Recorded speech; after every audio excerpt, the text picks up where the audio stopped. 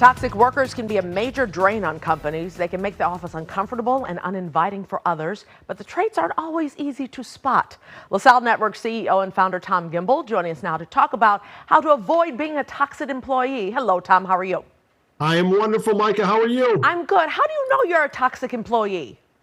Well, whether the employee always knows they're toxic may be up for debate, but the employer and the coworker, and maybe sometimes the employer is a little bit late to the party. But you know who knows? The coworkers always know. Do they tell? That's the problem, is that sometimes if they feel very comfortable in their job and they don't feel like they're being a snitch or something like that, then they do. If the longer they're there, the more comfortable they are to share with management when you've got somebody who's really killing the culture. Okay, so give us an idea of how we can notice someone who's toxic. They say that the person is acting entitled. What do you mean? So when you have somebody who's entitled, they're kind of the eye roller, right? Oh. Why should I have to go to the meeting? Oh. Why do I have to do this work? It's not, back in the day, Micah, your coach would say jump. You didn't ask why, you said how high. You just jumped, yeah. You just jumped. And I think that, listen, the world's a better place today in some ways, but in other ways, not so much. And the entitled employee is the person who comes in and thinks they're above doing the rank and file type work. And as a CEO, I've always been chief coffee maker, chief garbage thrower outer, and you lead by example. So when you have employees that act entitled, it's pretty obvious. Yeah, they're all that in a bag of chips, so to speak. Yep. And everyone else is beneath them. What about owning up to your mistakes? A lot of people don't do that, do they? Yeah, I think, in today's day and age, I think the kids are calling it gaslighting these days. And what that is they kind of blame everybody else and they point fingers. And the expression of every time you point a finger, there's four more pointing back at you or three more pointing back at you. I think that's an appropriate analogy. And so you've got to be really careful when somebody says, well, marketing never got me the information, or payroll screwed that up, or human resources didn't follow up with me.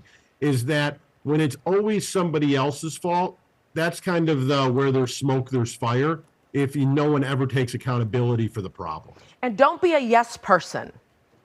I think that's, back in the day, and I'm so glad you said yes person and not yes man. Now you know. Now you know who you're talking to. Right? I know you. And the truth of the matter is, because it's exactly right. It's one of the things that we've got to look at across the board, is that there's a lot of people of every gender who go out and they want to agree with everybody. But the interesting thing, Micah, and we've done some research on this, is when people are yes people, it's not just because they're being brown nosers or butt kissers or whatever the right phraseology is.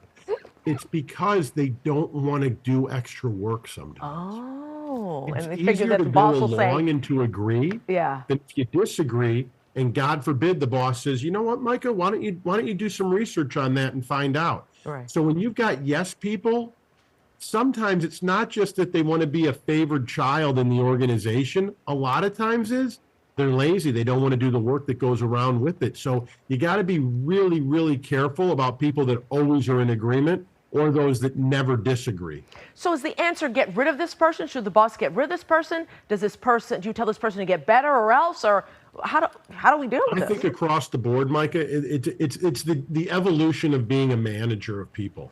And you've got to figure out of there's a fine line between how much you help versus throwing in the towel, and when it's time. There's an expression that we've used for years, and it's, you don't usually fire an employee fires themselves. And so you've got to give them that opportunity and say, listen, I'm going to talk to you like an adult because that's what you are. We pay you on the 15th and the 30th, and I expect you to behave and respond like that. Exactly. So I'm going to address you with these problems, and I expect you to come back to me with a plan to correct them. Can we agree on that? Fix them or you're out. But you know what? But give them the chance in a positive way of let's work together, but you've got to own your part. You got to stop being toxic. Toxic isn't good, Micah. You know that. No, I know that. Thank you. Not Tom. that Ray's ever toxic. No. Listen, right? Tom Skilling was never toxic. Oh, never, ever. Never. Goodbye, we all Tom. have our days. See you later. See you next week. Bye, Tom. Bye-bye.